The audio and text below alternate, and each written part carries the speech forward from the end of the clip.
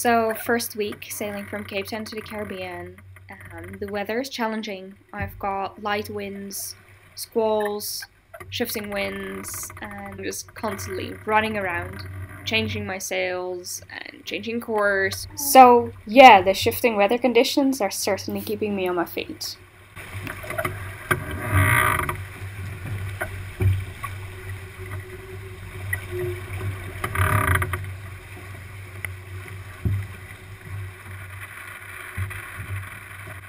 And so because I'm moving around on the deck so much, I'm actually constantly fighting with my lifeline. It just seems to get stuck on anything it can find on my way forward. But yeah, the lifeline is pretty important, so I just deal with it.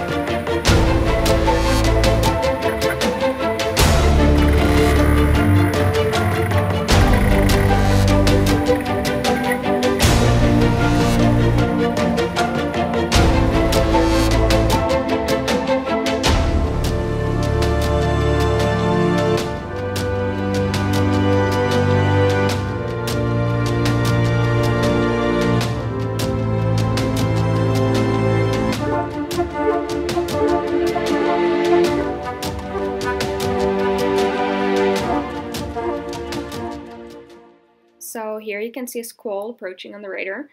I use the radar a lot for this. I put a proximity alarm on it, so even if I'm inside or just taking a nap, I would get warned of squalls that are coming, which is a good thing, because they come sudden, and there can be lots of wind in it, so it's good to be alerted.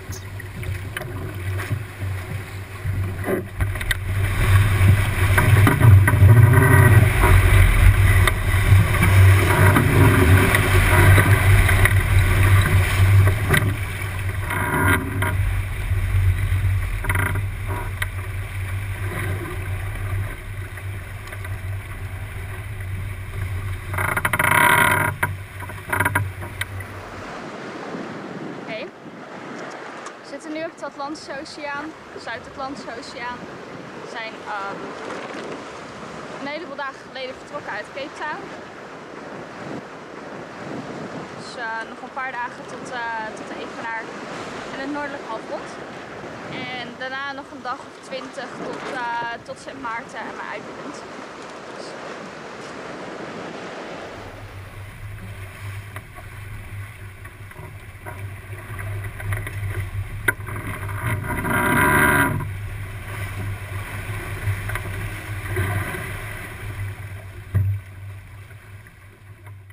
So I've been sailing along nicely for quite a while now, and it's Christmas. So I had lots of prezzies that I got along from friends that I can open for Christmas.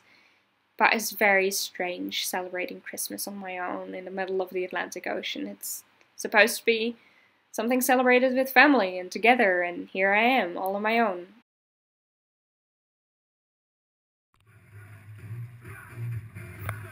But of course, I'll just make the best out of it and try to enjoy myself.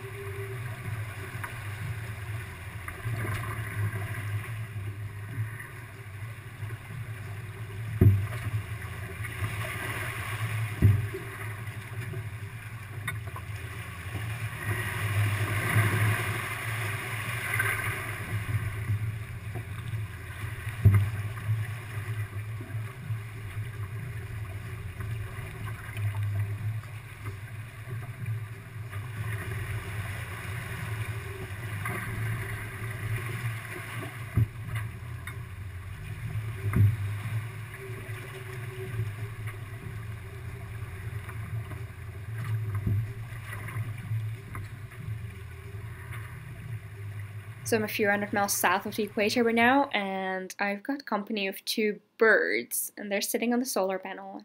I actually thought they were really cute, and it's great that they're there, but by now I'm quite annoyed by them because they just won't stop singing, and they're just tweeting and chatting the whole night.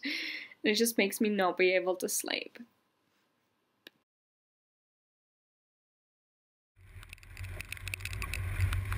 So as I get closer to the equator, the nice weather that I've been enjoying for the past 2 weeks is leaving me, and I'm getting squalls and shifty winds, lots and lots of rain, and sometimes I've got 40 knots, and then the next minute there's just nothing.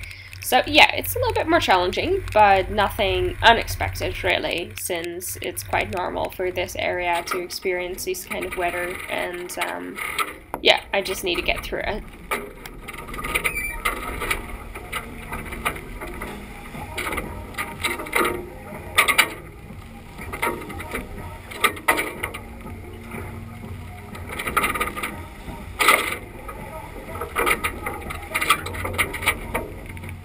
The weather is really nice and quiet, and so I'm sleeping inside in the bed, having the hatch open, when all of a sudden I just feel this flap against my face, and it's wet and salty, and I turn on the light to find this flying fish flapping around on the floor like crazy.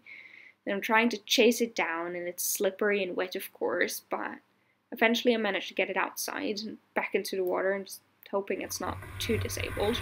It did give me a bit of shock.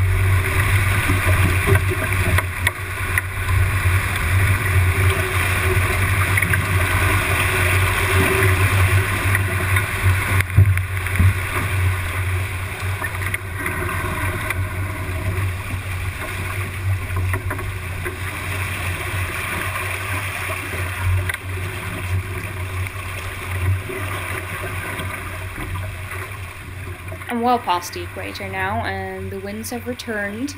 They're good and strong from behind, and it's amazing. We're just flying along. It's beautiful. I'm loving it. I'm loving every bit of it. But at the same time, even though this crossing is very nice, there's this strange feeling that this is the last crossing of my world voyage, that I'm going to arrive, and somehow this dream that I fought for so long is is going to be accomplished.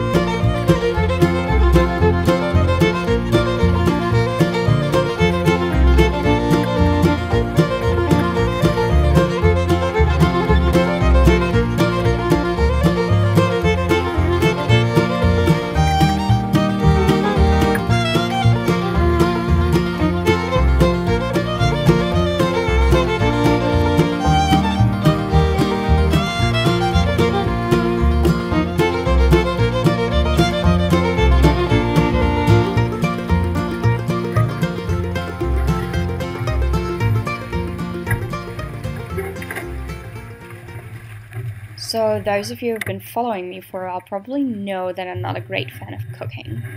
And it may not be a surprise that I don't really like doing dishes either.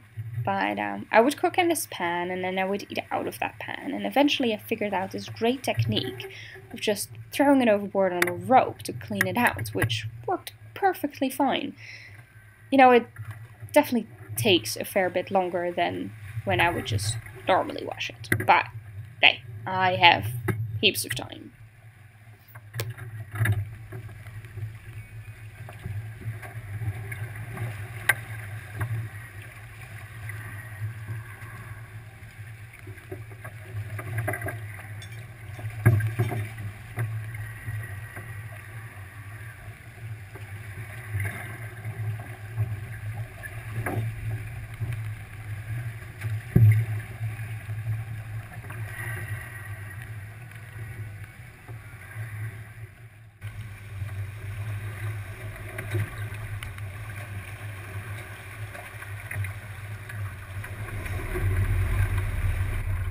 I'm getting real close now. I've been at sea for 41 days, and right ahead of me is the island of St.Maarten. Same island that I left a year and a day ago. It's a very absurd feeling, and I know there's going to be lots of people waiting for me, and somehow that's exactly what I don't want right in this moment.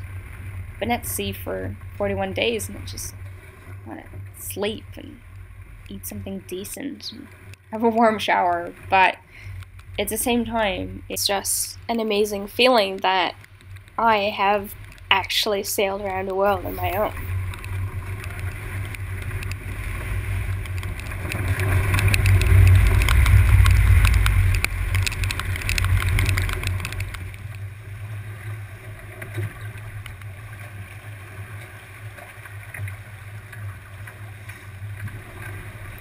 So, only a few miles to go now. We're just blazing along doing 7-8 knots, and it's fantastic sailing. I've just had word that my dad and my sister and my mom, they are all on a boat coming out to greet me. So I'm really looking forward to seeing them all again, of course.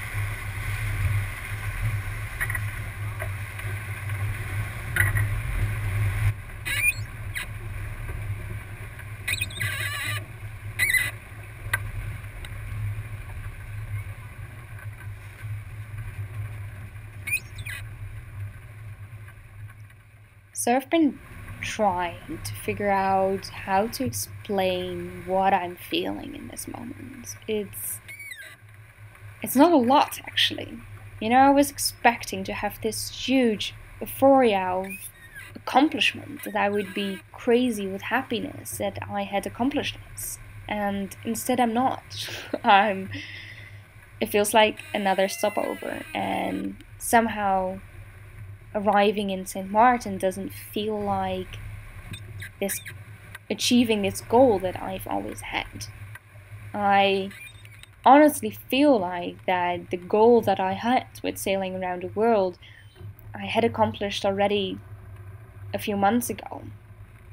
You know, I wanted to see other countries, I wanted to meet other people, I wanted to get into calms and storms, I wanted to challenge myself, and I've done all of this way before arriving back on this exact point. So somehow for me, this didn't feel that special. It wasn't about the record, and so I didn't have this euphoria of actually achieving it.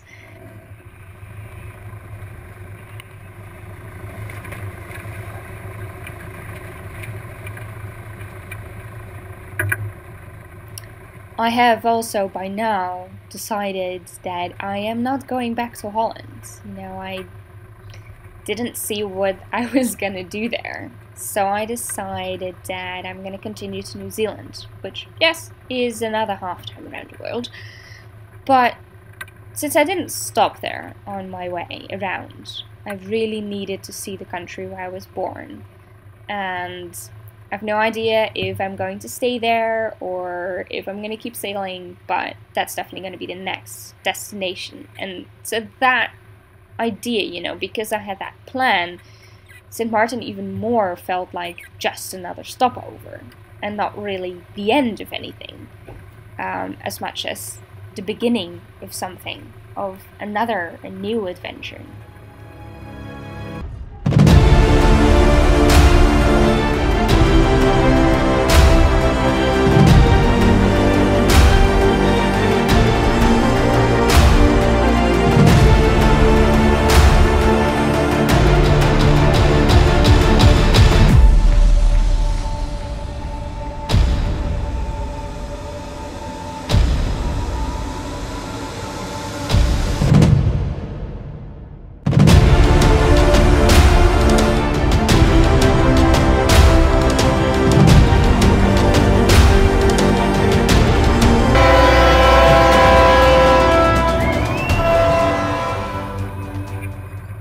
And there were so many people, and they were just cheering, and they were so happy for me and proud, and I was feeling kind of stupid because I was so not bothered by it. I didn't feel it.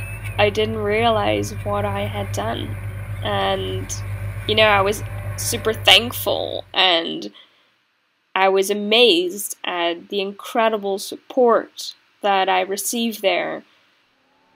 But yeah, it definitely didn't fully come through.